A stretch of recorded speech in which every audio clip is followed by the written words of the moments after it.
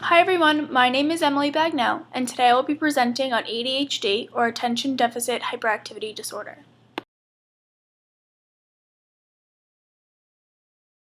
The target audience for my presentation will be a K-8 faculty and staff, including assistants and paraprofessionals. The school counseling office will also be involved. All members will be in attendance, and members of the audience will teach all different subject areas.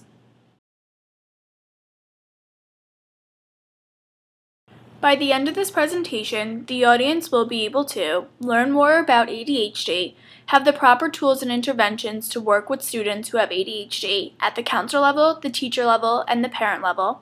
They will be able to understand how this disorder can impact learning. They will recognize the symptoms of ADHD and be able to explain the diagnostic process.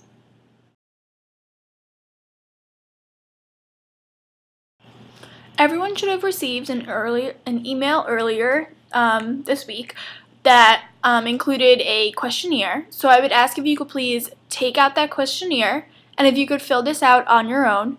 On the line provided, you could write true or false according to what you believe the statement is.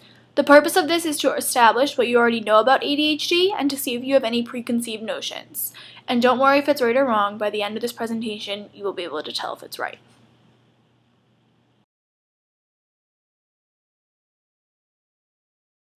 Okay, so I'm going to redirect the attention over here. So before we get started into this lesson, I hope that those questions weren't so difficult for us. You may hold on to those questionnaires, and throughout this presentation, we will be learning all that information, so feel free to change your answers or keep them the way that you were, and see which ones you got wrong and see which ones you got right. So with that in mind, we are going to start. On our PowerPoint presentation, we have 5 have you ever questions. So let's go through these together, and you could just answer them in your mind with yes or no. So the first one, have you ever thought students with ADHD are lazy? Number 2, have you ever believed there is nothing that can be done to help students with ADHD? Number 3, have you ever become so angry at a student who wouldn't stop tapping his or her pencil on their desk?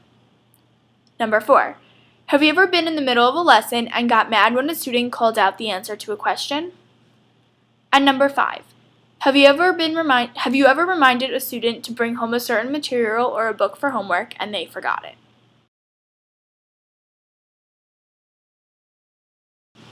So if you answered yes to any of those questions, you are definitely not alone. In fact, in classrooms across the United States, there are many students who are diagnosed with ADHD. But with those diagnosed, there are also some who are not diagnosed. So, on the bottom of the slide, we have a picture that says Attention Deficit Hyperactivity Disorder in our children. The first statistic is that 6.4 million were diagnosed in the year 2011 to 2012. They were diagnosed with ADHD by a healthcare provider at some point in their lives. The next statistic says that there was a 42% increase in diagnoses from 2003 to 2004 till 2011 to 2012.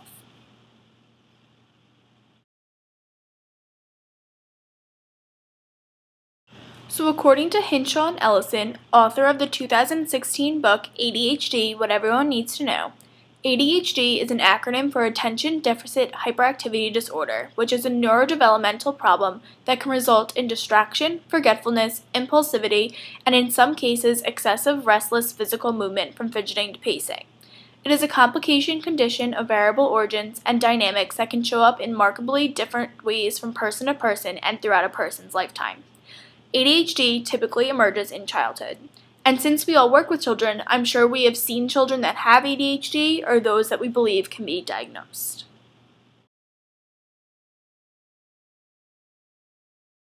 As one could guess, ADHD definitely has an impact on learning. For example, these are just a few listed, but they include that the student will have very low self-esteem, they will be labeled as troublemakers in the classroom and out of the classroom, they have a poor ability to concentrate.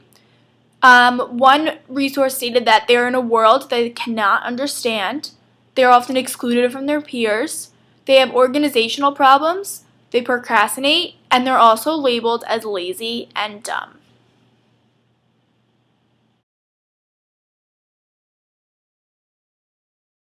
So now I'm going to talk a little bit about the diagnosis process. So it is definitely a multiple step process.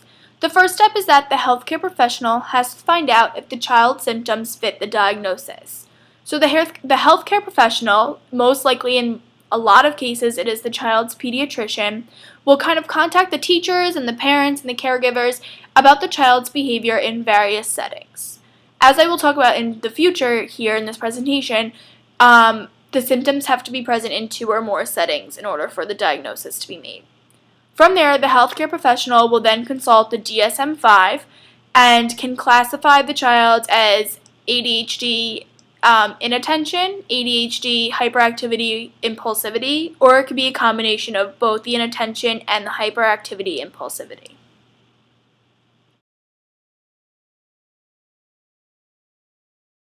Now I'm going to kind of break it down into the different types and their symptoms. So the first type I'm going to talk about is the inattention type. So the symptoms must include 6 symptoms that are present for at least 6 months duration. So listed here are some of the symptoms that are the most prevalent, but not all of them that can be observed. So for example, there could be careless mistakes on homework and test, trouble holding attention, does not listen when spoken directly to, does not follow directions and therefore fails to finish various work or activities, is easily distracted, very forgetful, and forgets things that are necessary for their daily tasks, such as like homework or books, things like that. They also lose things that are necessary for daily tasks and activities. And finally, they are reluctant to do tasks that require mental effort, such as taking a test or doing homework.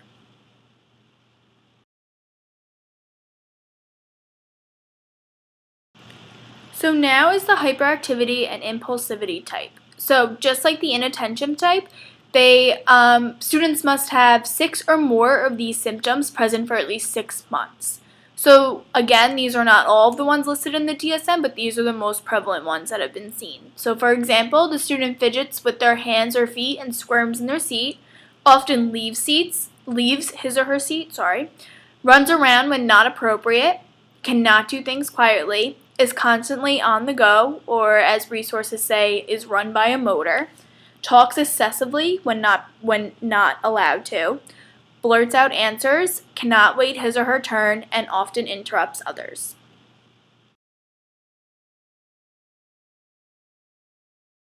So according to the revised edition of the DSM, which is now the DSM-5, the symptoms of either type must be present before the age of 12, so it could occur any time up between that.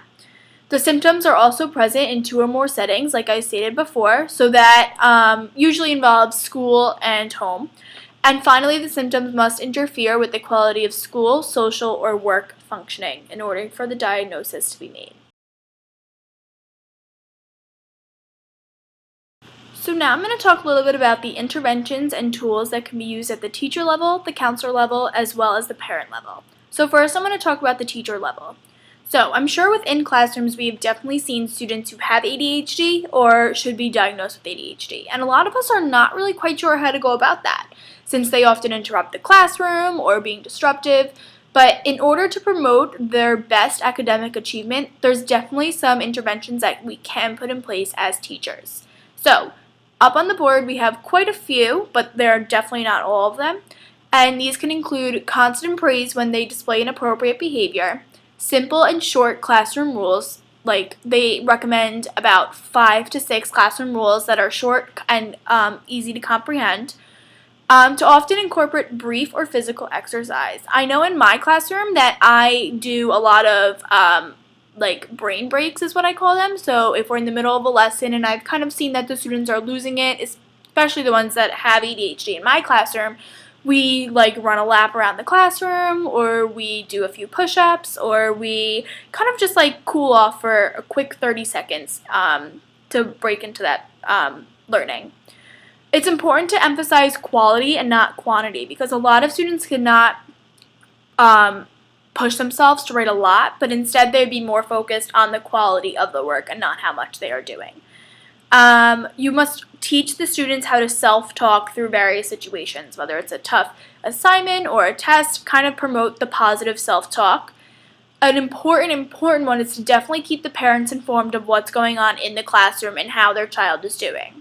It's important to make learning fun and enjoyable for the students, kind of relate it to their lives and how they can use the learning and the academics in their life. It's also important to apply choice activities. So I know a lot of teachers are now doing like a spelling choice menu for spelling words where every night they can pick a different activity to work with their spelling words. You must use also clear and specific commands.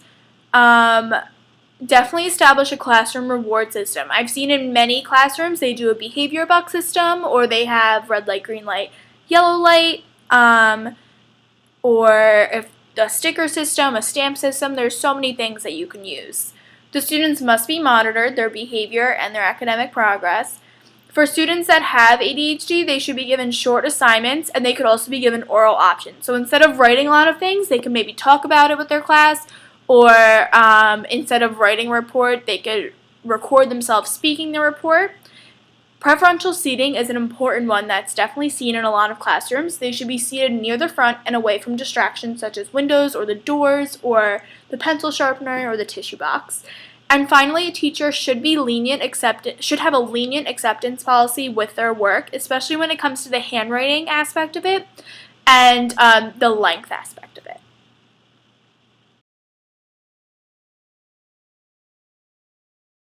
So now the interventions for the school counselors. So as a school counselor, it's so important to be sensitive to and deal with the students' hidden emotional issues. It's really, really, really important to establish an organizational strategy, whether it's the use of a binder or a homework assignment pad. And it's also key to have like a progressing level. So as the students get older, they could be added more responsibilities with the organizational process. I recommend that at the elementary level to start with the use of a homework assignment pad and then kind of progress it up from there. School counselors must also realize that the problematic social behavioral issues are directly related to the disability, and they should not be labeled as a bad kid.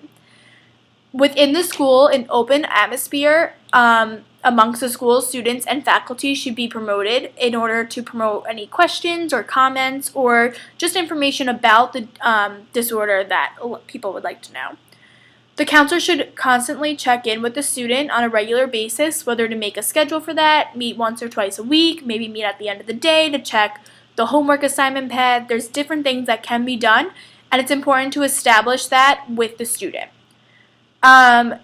It's also important for the counselor to note the environment that the student functions best in, and this is kind of used for like more of a high school, but it just kind of notices that when it comes time for a career or for higher education, that the counselor can help the student and kind of contact the whether the college or university or the workplace about the environment that he or she will function their best and their highest in.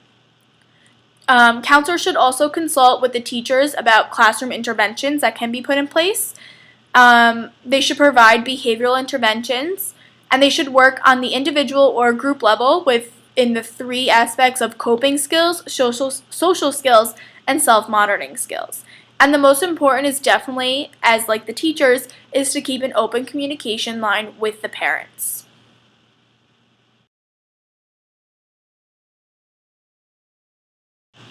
Now I know maybe some of us are parents for students with ADHD, but this is a great resource for teachers to provide for the parents as kind of like a reinforcer of behaviors at home. So the first two bullets are two support groups. So the first one is CHADD or CHAD, which is Children with Attention Deficit or Hyperactivity Disorder. And the second is ADDA, which is Attention Deficit Disorder Association. So both have a website. The first is www.chadd.org, and the second one is www.adda.org. And on this, there is definitely resources for parents, support groups, and different tools that parents can use at home. So, other than those two, parents can also set rules at home that kind of mirror and mimic the rules in school. During homework time, they could have timeout sessions. Just like how teachers do the physical exercise break sessions, they could also be done at home. For when it comes to doing homework, the hardest subject should definitely be done first, so that could be crossed off. It's important to also move around while studying. I have seen in many classrooms that students with ADHD are put on one of those exercise balls, so that way it's a quiet way for them to keep moving instead of tapping a pencil or fidgeting their foot. They can just kind of quietly bounce up and down on the balls. A to-do list would also be beneficial for a student at home, kind of rank in order of what has to be done and what's the most important from the least important. And finally, a reward system can also be done at home. So, for example, if the student finishes their work, they can watch them on TV, they could play on their iPad, they could play on the computer, they could go for a bike ride. Kind of tailor it towards the needs and wants of your child so that they could work towards it.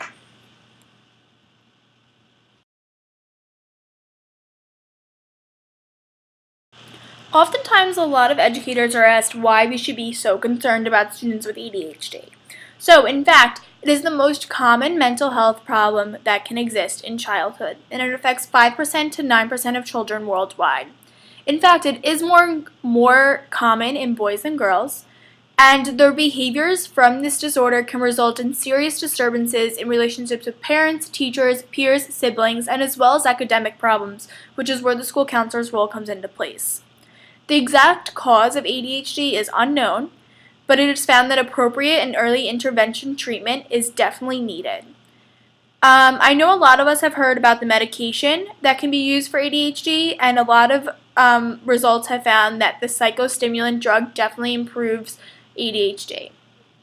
As I stated before in the school counselor slide, a behavioral approach should definitely be part of the treatments for students with ADHD. And it's important to be aware that they legally receive special education services because of the IDEA Act.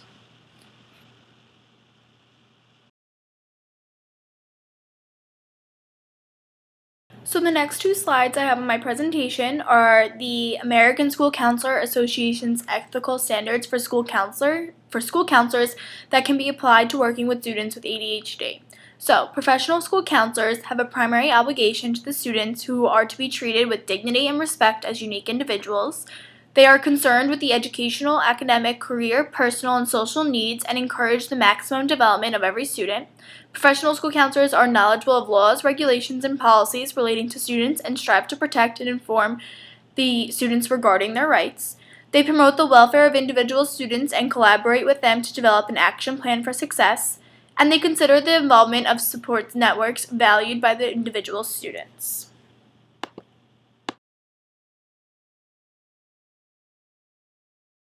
As a continuation of my previous slide, professional school counselors should also ensure equitable academic, career, post-secondary access, and personal and social opportunities for all students through the use of data to help close achievement gaps and opportunity gaps. Professional school counselors should make referrals when necessary or appropriate to outside resources for student or family support. They should respect the rights and responsibilities of parents or guardians for their children. They should work to establish a collaborative relationship with parents and guardians to best serve the student. They should provide parent or guardians with accurate, comprehensive, and relevant information in an objective and caring manner as is appropriate and consistent with ethical responsibilities. They should treat colleagues with professional respect, courtesy, and fairness. And finally, they should provide professional personnel with accurate, objective, concise, and meaningful data necessary to evaluate, counsel, and assist students. I want to thank everyone so much for attending this professional development, and I hope we've learned a lot of information that we could take back to the classroom or the workplace or even at home. If there's any questions, comments, or concerns, I will be happy to answer them after the presentation. You may keep your copies of your handouts and your questionnaires. If you want to hand them in, go ahead, but there's no necessary component of that. And I hope everyone has a fantastic day. Thanks again. Bye.